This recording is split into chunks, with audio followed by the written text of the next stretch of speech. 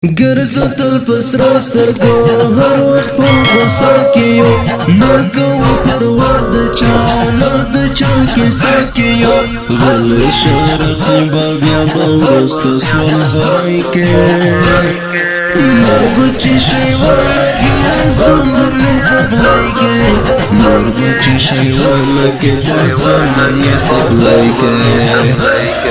ګرځو تل پسرا سترګو هر وخت په غوسه کې یو نه کوو پروا د چا نه د چا کیسه کې یو غلی شرقي به بیا به وروسته سوځای کې مرګ چې شی ولګي زندر نه سبلای کې مرګ چې شی ولګي زندر نه سبلای کې سړی غوندې تیرېږم خپله لار ګوره هغه ورځ د ښار دوه سیمه خپل ځان ته کار ګوره هغه ورځ د ښار دوه سیمه خپل ځان ته کار ګوره هوښیار او پوه سړی داسې ولې بد نشی کوي مرګ چې شی ولګي زندر نه سبلای کې مرګ چې شی ولګي زندر نه سبلای کې ګرځو تل پسرا سترګو هر وخت په غوسه کې یو نه کوو پروا د چا نه د چا کیسه کې یو غلی شرقي به بیا به وروسته سوځای کې مرګ چې شی ولګي زندر نه سبلای کې مرګ چې شی ولګي زندر نه سبلای کې لکه بد مشین کو نه پوچو فټونو کو هغه مو عادت د چې هر چا ته نصیحتونه کو هغه مو عادت د چې هر چا ته نصیحتونه کو غوړ خلاصوه مراد خوږ چې هر ځای کې مرګ چې شی ولګي زندر نه سبلای کې مرګ چې شی ولګي زندر نه سبلای کې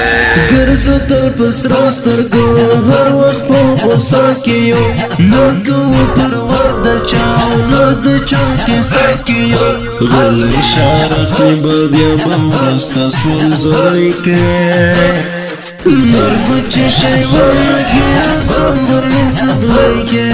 مرګ چې شی ولګي زندر نه سبلای کې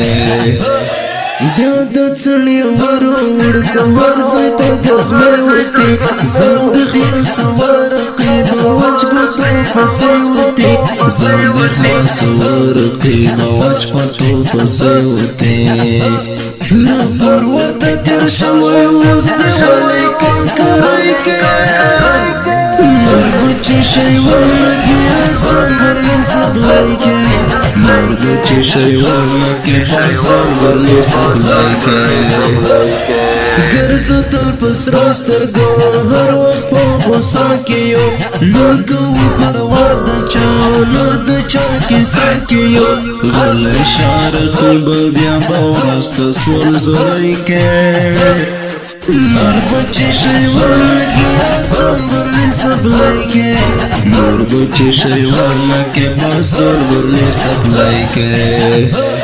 طالب مهاجر بدري چې هر وخت غزل لیکم خلکو ته خپل لار ښیم ورته خپل منزل لیکم خلکو ته خپل لار ښیم ورته خپل منزل لیکم